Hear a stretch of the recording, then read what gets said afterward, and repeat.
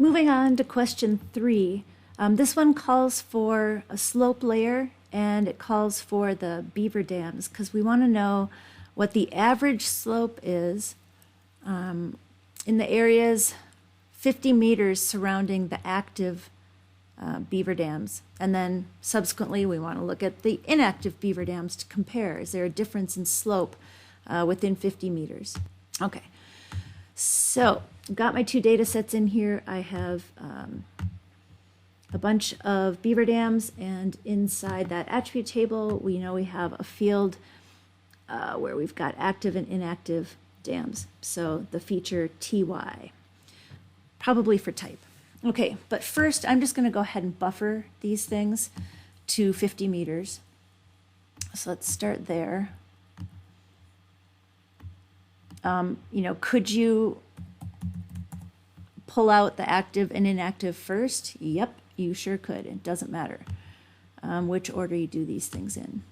So I'm going to buffer those. Terrible name, but that's fine. We'll make it 50 meters. We want that to be the radius because we want it within 50 meters in every direction. So that makes sense. I'm not going to dissolve these because I want to have an independent area around each one so that I can treat the actives and the inactives separately. Plus, if a beaver dam is within 50 meters, I still want to count each area individually instead of treating it like a joint shared area. Okay, so that's run. We probably can't even see our buffers because 50 meters isn't very much, but if I zoom in and get them bigger than the size of my symbol, we've got that here. So now what we want to do is figure out what the average slope is in each one of these areas, separating them out by active and inactive. And so I think what I would probably jump into is zonal statistics right away. You could clip this, but that's going to kind of create extra steps for you because you're still going to have to summarize them collectively, where that is just what zonal statistics is for. It's for statistically summarizing raster values in areas of interest. And so this is a perfect use of our zonal statistics, not just zonal geometry. Zonal statistics as a table. Okay, so let's put in our buffers. And notice for our zone field, we can distinguish between our active and inactive here by using the feature type. Remember? So we went in to the attribute table and we saw that this feature type contains our active and our inactive designations.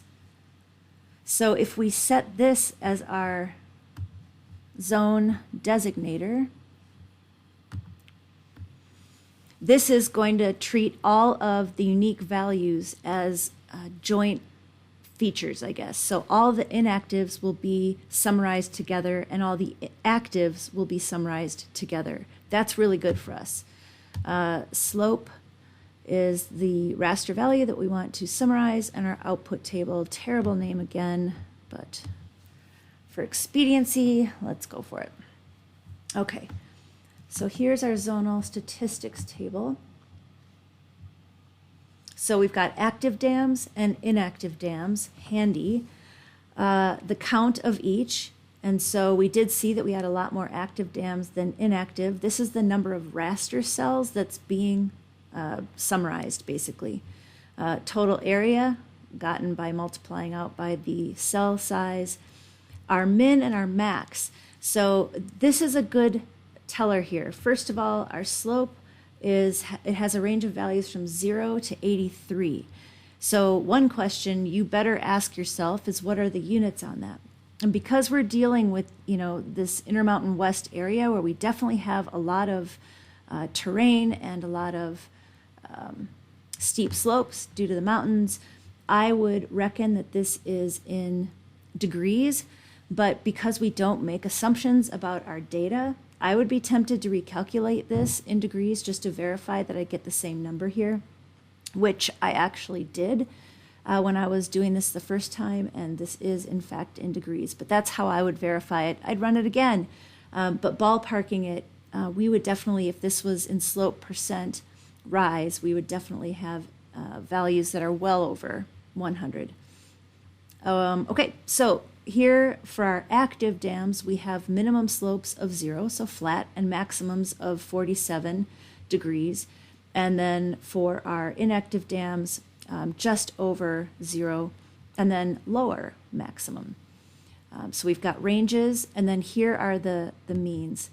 So for the active dams, we have a mean in degrees of 8, 8.1 if you want to be really specific. And for our inactive dams, we have an average slope of 6.9 degrees or 7 degrees. Standard deviations, etc. That's where I got my values. There are definitely other ways to do this, like pulling out the actives and inactives first, then buffering them, and then doing zonal statistics on them.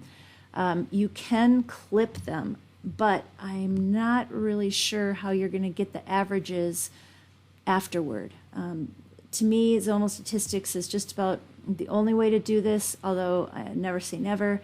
It's possible that summarize within or one of the raster summary tools might work. But if you got something different and have a different workflow that you think is legit, absolutely let me know. That's it for question 3.